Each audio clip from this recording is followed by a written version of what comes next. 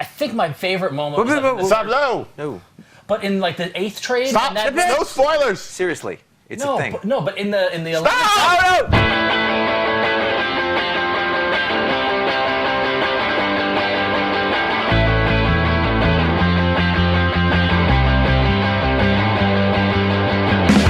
Hey, welcome to iFanboy, the comic book discussion show from the website iFanboy.com. I am Josh Flanagan. I'm here with Connor Kilpatrick. and of course Ron Richards. Hello. Hi. I thought you forgot that for a second. Yeah, right? I might have.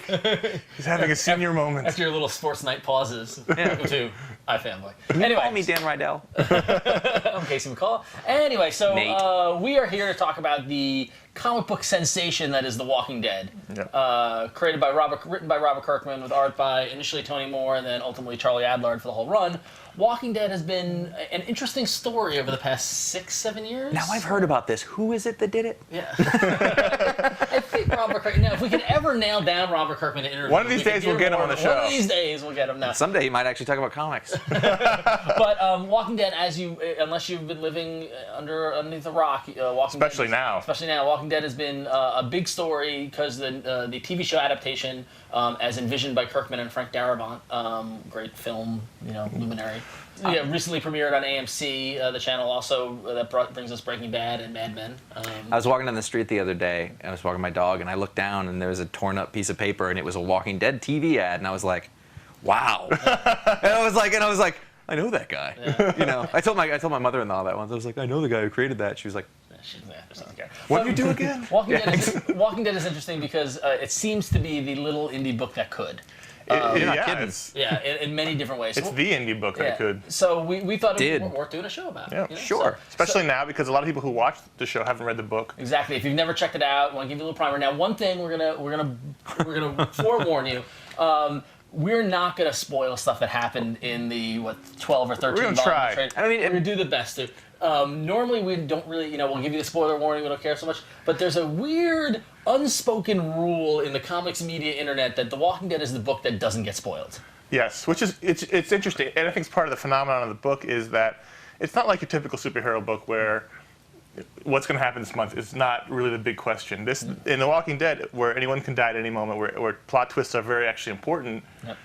People all of a sudden, on their own, together, what have you, decided they weren't going to spoil it for people anymore. In a culture that loves spoilers, people don't spoil it. And it's not just, we've said it, some other podcasts that we're friendly with, but podcasts that we're not friendly with do it. Creators do it. Like, I've heard it at cons, people, don't spoil it. It's this weird accepted rule not to spoil The Walking Dead. Because it keeps coming out again. Yeah. Exactly. So we're going to try to honor that as best we can, and we encourage you to do the same. So don't spoil it for anybody. But so that's it. So so if you've never heard of The Walking Dead, what is it? It is a zombie story that has no end.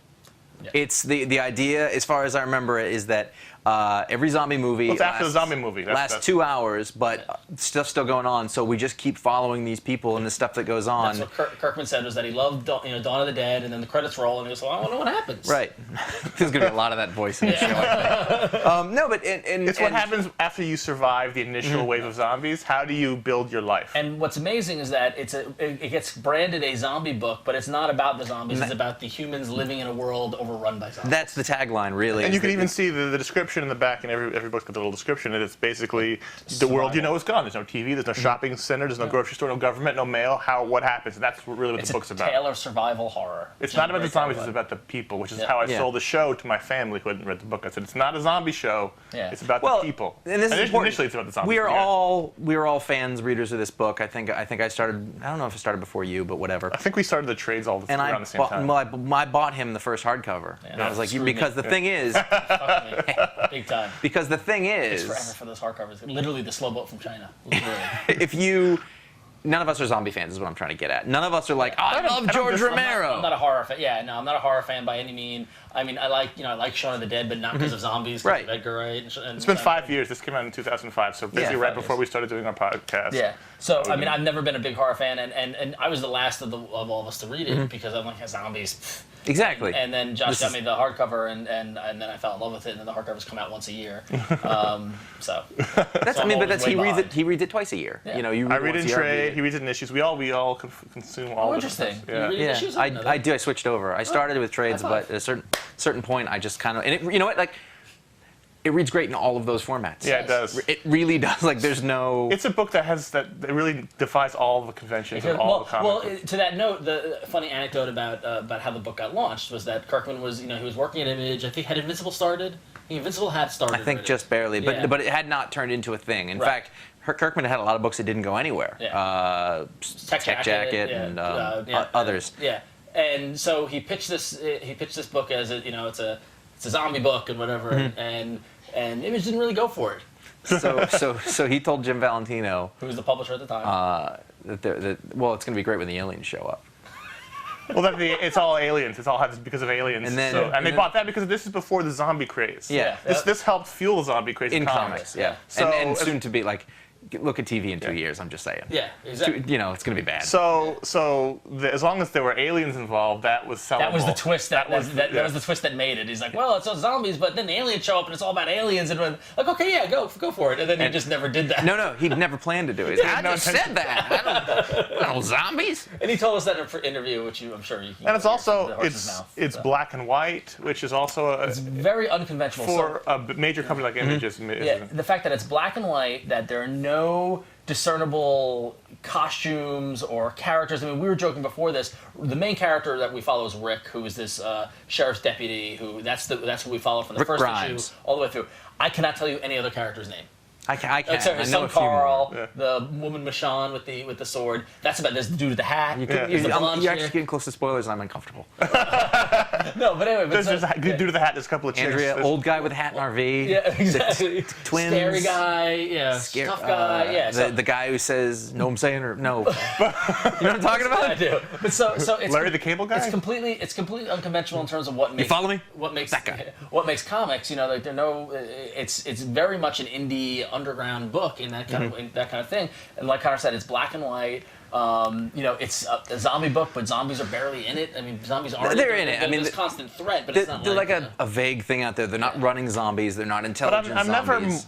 never more scared of the zombies than I am of the people, which is the point. It's always the people that our heroes encounter that are the most terrifying. It's never, here comes a horde of zombies, which is obviously somewhat scary, but it's whenever they run into a new group of people, it's like, oh no, what's going to happen? The zombies always show up as a result of the humans, though. Yeah. They made a noise, they did something stupid, they whatever, like... Led one over, doing right. something like that. It's always... The zombies went to Atlanta. The zombies are like nature.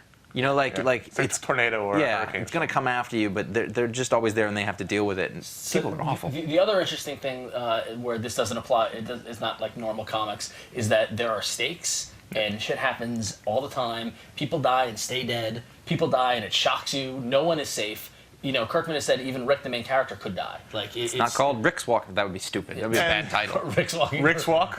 Rick's Walk. Rick walks with the dead. Rick and the dead walking. So and like stuff has happened to Rick that is people shocking. get hurt. When they get hurt, there's consequence. They can lose limbs and their limbs don't grow back. And no one snaps a cosmic cube and brings. Yeah, it's not superhero comics. If somebody dies, they come back 2 years later or anything like that. Like it is close to real life as it can be, and that people die and they just stay dead, and you got to deal with the guilt of why they died and how and what your involvement was in it and all the and there's a passage of time too. People get older, beards grow, exactly, hair grows, beards grow. I mean, you don't remember. When's the last time you read a comic and you watched the person's hair grow through the months? Whereas this happens in Walking Dead. Ultimate Spider-Man. Well, but if you follow Rick through the books, his hair starts as a crew cut cop hair, and eventually at one point it's like down to his shoulders. Yeah, exactly. It's the reality of the book. So it's completely fascinating from that standpoint. It's also fascinating from a business standpoint in that it launched all right, and then it does something unthinkable in the comic industry. Where if you look at Jason Wood, who writes for iFanboy, writes on our site, you can go back and look at it. I did an analysis of this, but issues normally in comics, issue 1 comes out and sells a bunch. And then issue 2 comes out, sells a little less, and then eventually... By issue 5, it's half. Yeah, every time. And then they plateau out, and then they start... Walking Dead, for some inexplicable reason, new issue comes out, sells higher than the previous issue. And it just it goes up. Each time a new trade comes out, the issues go higher, and the trades go higher, and it's this unstoppable juggernaut. This is before the TV show came out. That is everywhere. This is over the past 5 years.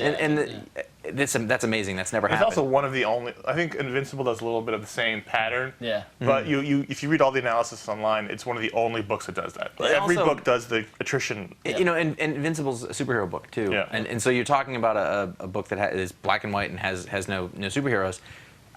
what else? That's unheard of. And it really, this book is. I'm speculating a little, but I think it's one of the primary economic engines of Image Comics. Robert Kirkman came in and was made a partner, partially because of the success of this book, but also because of he's clearly got a lot of business acumen. This book isn't put out exactly like others, just right down to the solicitations. This has something to do with the spoilers things. The solicitations for this book do not tell you what happens in them. The covers don't tell you what happens in them. I mean, they're like literally like, people run! Yeah. Like, there's no, it's not a description, but they know now. And I think that's a testament to the quality involved by Kirkman's writing, and then Tony Moore initially in that first trade, and then Charlie Adlard coming out of it, is that it's just good. Like, there's never been, and there's been some criticism where the issues are up, in the 70s now. Yeah, high 70s, yeah. High 70s, low 80s. And I've heard some people complain that, that section got boring and it's getting kind of... But the thing is that and I read it in hardcover, so I'm reading like 2 or 3 trades at a time. There's definitely like an ebb and flow. There's a rhythm to it that is... And I don't want to say it's predictable, but it's comforting to know that this is like, okay, it's quiet, and we're building up to something, and oh my god, and then quiet, we're building, oh my god, and what's fascinating is that you're reading issues, trades, I read in hardcover, and it is seamless across all different mediums. He says that he does it in such a way that when he gets to the end of one issue, the first issue of the next one is the next moment. Yeah. So I've said when I used to read it in trades, I actually wouldn't pay attention to where the breaks were. You can't tell where the breaks are, really. And it's one of those things where it actually happens so quick that I never really worry about what happened in it before. It's one of those books I don't, even if you forget, you're sort of, because they bring you back right where you left off, and it jolts it right back into your mind. One of the other things is that Tony Moore did the first 6 issues, and they're beautiful. I mean, there's some of the best work that he's ever done, definitely. And that was 5 years ago. Charlie Adlard came on, and at first that was hard for people. I know a lot of people who people I've given the first couple trades to, and they've said, "What happened to the art?" And it's hard because it's a different style. A different style, yeah. I've actually grown to really like Charlie. I think Charlie Adlard's work defines the book. It's a great tone, and also, and this is important, the book comes out. Yeah. That guy, he's done 75 issues or so. Monthly. They come out. They get done. Yeah. That's incredible for it's an indie book, and that needs to It is. No one pays for it ahead of time. It runs on its own steam. It finances itself. Yeah, that's amazing. And it's not because of a film option that came later. Or the TV option. Yeah. And that's the thing. Is that and it has become an industry in and of itself. I mean, if you look at Image, which is founded by the Image partners, and there's always been little corners of the Image universe, whether it's Spawn or Top Cow or Larson stuff or Valentino stuff. Kirkman stuff has become a little pillar. If you look, I look at Skybound. I'm looking at it like a little real-time strategy map where they like little bases, and the Kirkman base has grown, and it's become a cottage industry now. You go to the cons, there's entire section of the Image booth is dedicated to Walking Dead T-shirts and zombie dolls and stuff like that. In New York Comic Con, half of the booth, it was double-sided. One side was Image, and the other side was Walking Dead. Yeah. It is the book I think most associated now with Image. It's Image's flagship book, I think. Right now, I think. Which is pretty weird. It has to be, yeah. Because because Image does all sorts of stuff, and all sorts of good stuff. I know, and no, exactly, but it's nothing like any of them. And it's weird to have a flagship book that isn't really thematically similar to everything else, I suppose, is what I'm getting at. And what's interesting is if you go back and if you look at like the New York Times bestseller list, or if you look at Amazon charts, stuff like that, over at least the past 5 years, consistently trade sales, it's always Scott Pilgrim and Walking Dead. Yeah. Those are which are not Marvel or DC books. Well, the thing is, I've given these books to people who don't read comics, and they enjoy them. My wife loves them. Yeah. I gave my brother the compendium for Christmas last year, and he read the whole thing. I mean, people, it's really relatable. You can. There's a base bigger than the comics audience. Yeah. Even though the comics issue sales, certainly individually are not going to be up there in the highest sales charts. They're not bad. I think he's in the 30s, 40s. But that's not going to put you in the top 10. But but the ancillary market, the trade sales, the books, the stuff. People who don't read comics are going to read this and not the issue, and that's where you really. And since it's an indie book, that's going right into the pocket. Yeah, exactly. Yeah. Which is where the manifesto came from. Yes. And the manifesto, I mean, in a way, that changes the way that Kirkman was a big name at Marvel. He left that. He's at Image now, and there's been a lot of talk about it. Ironically, he got established at Marvel by Marvel Zombies. Yeah. I forget which came first, but there was definitely off of this, they gave him Marvel Zombies. Yeah. And totally different kind of zombie story. Should be noted. It really wasn't him eating his own tail again. Yeah. Again? Again. Well, you know what I mean. This brings us to the TV show. Yes. So, I guess we have. What did you think? Well, first of all, so they announced that there was a TV show option. It's like, oh, wow, that's interesting. And it's interesting. Then they announced Darabont. And Did then- they? It was and well. The first then- bit was on AMC. Yeah, first AMC it was bought it. And they were like, oh, yeah, well, that's and then, good. And then they were going to bring Frank Darabont, which was Not Frank Darabont as executive producer. Galen Hurd's executive producer. She did like Terminator. Well, he's also executive producer. Right, Yeah, right. But a lot of times writing it's and easy. directing. Right, it's easy to say this person's associated with the project as a producer. He's writing and directing it, so he's hands-on. Academy Shawshank Award, Redemption, The Green Mile. He's on The Mist. He's only done Yeah. 3 or 4 films. Thomas But, Jane. and they're all good films. I've seen all those films. They're all really good Majestic. films. The Majestic. That was not so good.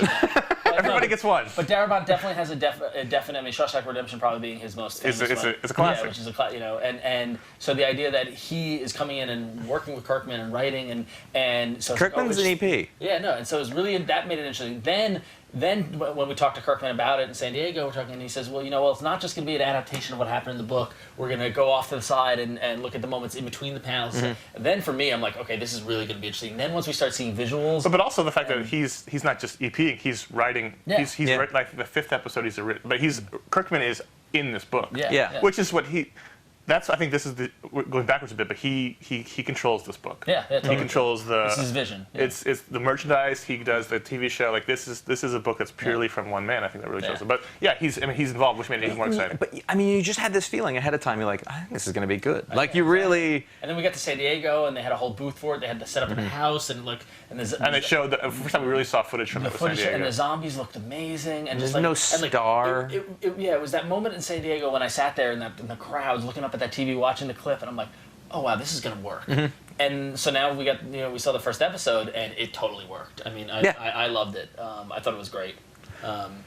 It's interesting. The palpable amount of tension is there when you read it, but it's even more so there when you're watching it.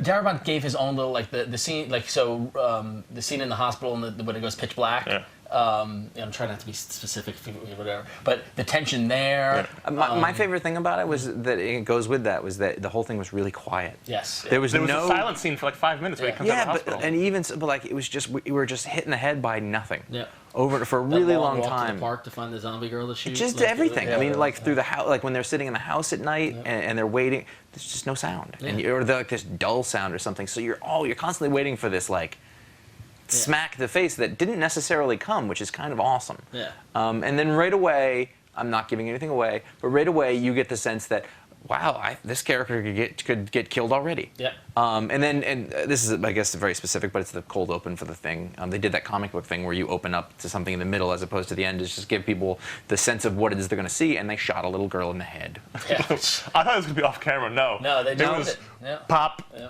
And she fell, and I was like, well, I guess that's what we're in for. It's fine. Yeah. One of the complaints that I've heard from people is that it was too bleak. Yeah, and I heard that it was too slow from people who weren't familiar. Like, for people who I talked to who don't read the comic, was like, yeah, it was just really because also it was long. It was an hour. I guess it and a half, was. Yeah, but it was just like they're like it was really slow and boring. But like I don't think they will get into it. That's my But I mean, I didn't feel that. I mean, I was literally, and I've read the comics. I don't remember them I think there's all a bit of a really bias well. for us because we've read Maybe. the comics because But what I'm saying is that I sat there and I was, as much as anything I've seen, like I was sort of on the edge of my seat. Yes. And I was tense. I noticed my It's breathing like was Dark like, Knight tense.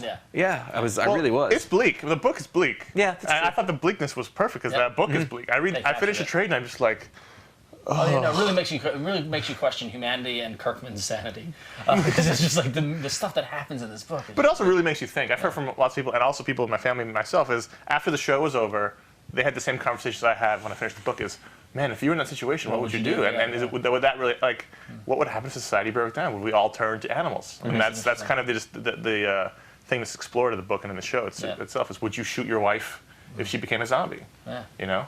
How easy is that thing to do? What if she doesn't? I went for the joke there.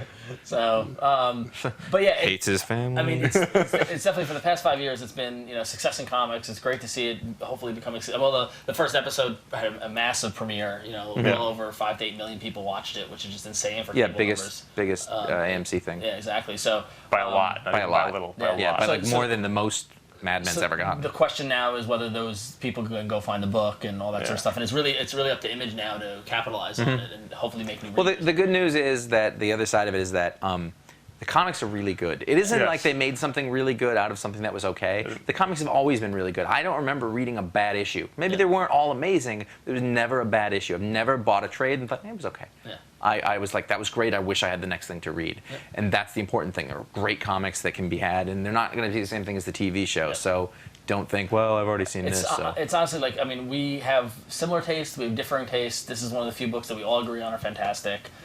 With the TV show going on, if you're not reading it, now's the time to go pick it up. You can get, they've got the big thick one if you want to get the whole everything. I think it's in the first 8. The first 8 trades are in that one. Or just 50 issues. Try the first 2 trades and get a feel for it. I mean, it's the kind of thing. Once you read it, you can't put it down. And they're putting up prose versions. Yeah. They're really getting it out actually, there. And come January 2011, if you've never read it, they're going to be releasing the issue. They're going to be re-releasing the issues weekly.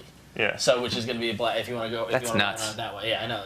Again, though, it's another one of those business decisions to be like this, and I like. And it's also available day and date on digital. Yeah. I mean, they're getting it. Kirkman's putting it out there. Yeah. Mhm. If you want to read this book, you'll have no excuse. No excuse not to. And, It's in every form. And the thing is, we do strongly recommend it. Yes. Yeah, iFanboy it's a 5-star series easily. I don't usually think of it as one of my top series because I read it in trade, not issues, so it's not in my mind, but it is one of the top 5 books I 5 read. years of amazing. good Quality, So get to iFanboy.com. You can talk about the book, your experiences with it. If you spoil something in the comments, we'll delete it. Yes. No spoilers. But get there for that and all the other great stuff that's there. And on iFanboy.com, you can also check out our weekly audio podcast, which comes out every Sunday night, where we review the comic books that came out that week. We sometimes talk about Walking Dead, but we don't spoil it. But you can get that in iTunes. You can also subscribe to iFanboy Don't Miss, which is our creator interview podcast. Comes out every Monday. That's all on iTunes. Just search iFanboy on iTunes. Subscribe to those there. And send us an email at contact@ifanboy.com if you'd like to Walking Dead or you have anything to say, really. Call us our voicemail line, 888-FANBOYS, 326-2697. Leave us a voicemail. We do those shows on the show sometimes, but tell us what you think of Walking Dead or Invincible, really, because I think of them together, and I can't not think of them together. And follow us on twitter.com/iFanboy. And if you want to even be super involved, go to iFanboy.com/store and become a member. That's where you can sign up and you can help us keep pushing out these shows and get some cool swag at the same time. So you check out the different membership levels there. And We gave away some cool Walking Dead stuff. Yeah, we give away some very cool Walking Dead stuff. And you can only be a member. Members are the ones who win stuff. So if you want to get free stuff from iFanboy, become a member today. So it's chilling, and I got to wait 8 months till You know I that start part when Carl takes Stop. What did we say? What did we say? Oh, come on!